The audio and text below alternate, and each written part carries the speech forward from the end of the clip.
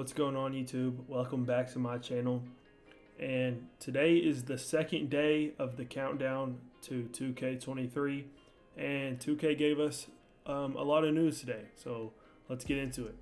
The first bit of news that we got was the My Career trailer was released earlier today, and this trailer was more of a narrative-driven trailer, kind of showed the storyline of this year.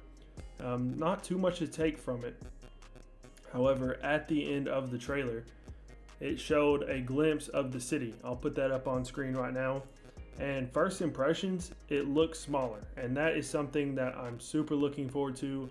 I hope the city's just a little bit smaller. I don't care if they keep like the same design, kind of like that New York skyscraper vibe, but as long as it's a little bit smaller, maybe they can give us better ways to get around.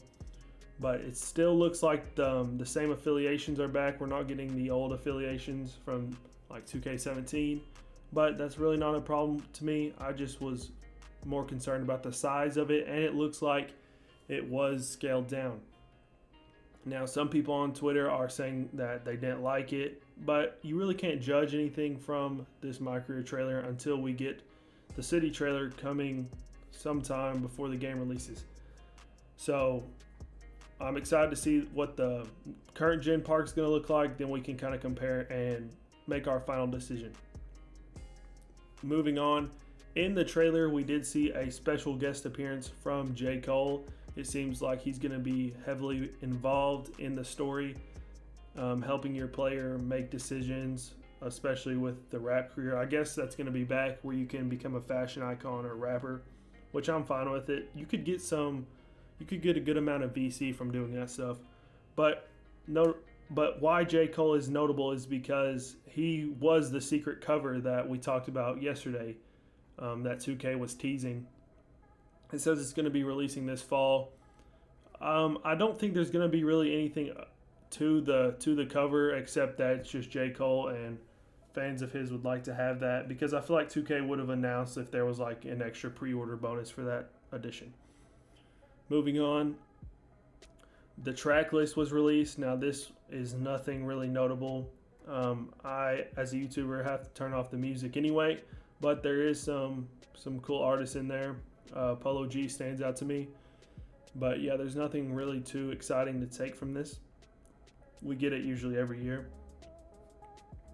And then the final bit of news for today is a long one, but Wang has been a Twitter warrior today, replying to almost everyone that tweets at him. So we're gonna go ahead and read some of these. So he first replied to someone who asks, "Will you still lose 99 this year?" And Wang says no. So I'm guessing if you get to 99, you can't lose it, which is a W for the park, because nobody likes grinding to 99 than having to go back to My Career and grind some more. The next person asks, "What about 5v5 Pro-Am?"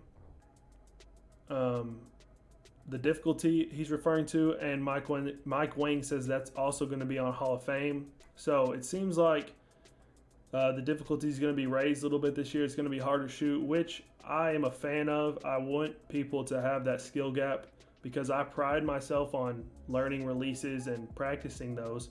So I feel like I should have an advantage over somebody that just goes in, uses the meter, and mistimes every shot.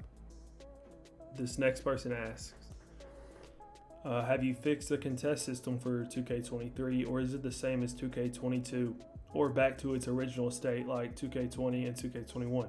Mike replied, the contest system is pretty different from both 20 and 21. What the game considers open versus yellow versus red contest is somewhat similar to how it has been in the past, but shot windows narrow much quicker in the yellow range. So it just seems like continuing the trend that shooting is going to be a lot harder, and contests are going to have more of an impact. Like, for example, if you take this year with the Luka contest system, I mean, it didn't even work on his jump shot. So it seems like they're trying to fix that. Continuing on, somebody asked, what about Takeover? Does Takeover work the same? He said, yes, Takeover is tuned differently this year, but the core of the system is the same. Ratings drop if you go cold, they rise as you get warm, and you get an extra boost while in Takeover. The Takeover perks are also returning, and the biggest change is the new team take design. Moving on, like I said, he was all on Twitter today. Somebody said, what about Grace Under Pressure? He said, Grace Under Pressure got transformed into the Master Badge. Then somebody asked, when the ball's about to go out of bounds, will you be able to save it? And Mike said, yes, huge improvements in save ball reliability compared to previous years. You know, in previous years, your dude would just dive into the stands, not even really look like he was attempting to go for the ball. And this can maybe help a little bit when saving loose balls. Somebody asked, but walk-on rec, he said, maybe I'm reading too much into this, but walk-on rec like 2K15's Rec Center. And Mike said, don't read anything into it. Walk-on is just an internal name we use. Continuing on, somebody said pull-up jumpers, step backs, and fadeaways were really good and realistic in 2K22. Have they been tweaked? He said they're still very effective, especially in the mid-range, and MIDI Magician and Space Creator help with those. Somebody asked, wait, so for clarification, does this mean you can't make a point guard taller than 6'4"? He said you can still make oversized PGs, but you have to be 6'4" to get the small guard animations, which makes sense and I'm a fan of. And then finally, the last tweet, somebody said, are real player percentage free throws gone? He said, real player percent free throws are gone online. You can still use it in offline. So this doesn't really matter too much. I used real player percentage free throws, but that's just because I'm lazy. So them being gone isn't really too much. Just learn how to time your free throws. And I'm sorry that was not the last one. We got like 6 more.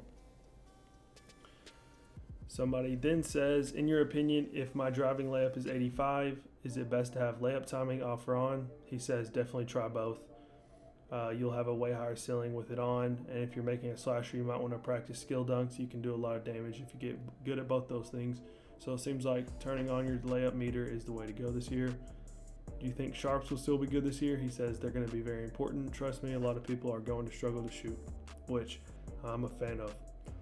Will interior defense be buffed? Now this one's important. He said, from all our internal and external playtesting sessions, I'm pretty confident that mashing is dead. If there's still an exploit, we'll patch it. I hope they patch it because I was tired of just getting mashed the whole time on the twos when I'm just trying to be out there having fun. Somebody asked, does mid-range rating correlate to post fades? He says post shots correlate to the distance you're shooting them from. So post fades from the lower block will use close shot. Deep fades will use mid-range and three-pointer. Somebody asked, what about making center build that has 75 three ball? Can it be effective? He says stretch bigs can be very effective. 75 three ball might be a little low for most people, but if you're really good with shot timing and take wide open jump shots, you can be a threat.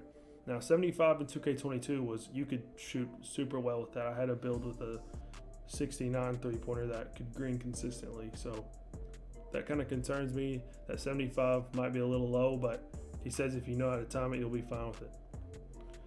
Then somebody asked, what's your favorite layup package, and did MJ get an upgrade to his dunk package? He says his favorite layup packages are MJ, Devin Booker, and Zach LaVine, and Magic's are pretty epic too. No comment on the dunk package. And now this is the last tweet. He says, is the My Builder this year for current gen going to allow us to use sliders for our physicals like next gen? He said the current gen builder was built off the 2K22's next gen builder. So current gen looks like they're getting a way improved builder system, and hopefully it's similar enough to 2K to next gen so that people can make one video instead of having to make a video for current gen and next gen. But that is the last bit of news for today. We got a fair bit. A lot of the Mike Wang tweets are what people are looking forward to. But tomorrow I'll be updating on whatever comes out. And thanks for watching. Hit that like button, hit that subscribe button, and I'll see you on the next one. Peace.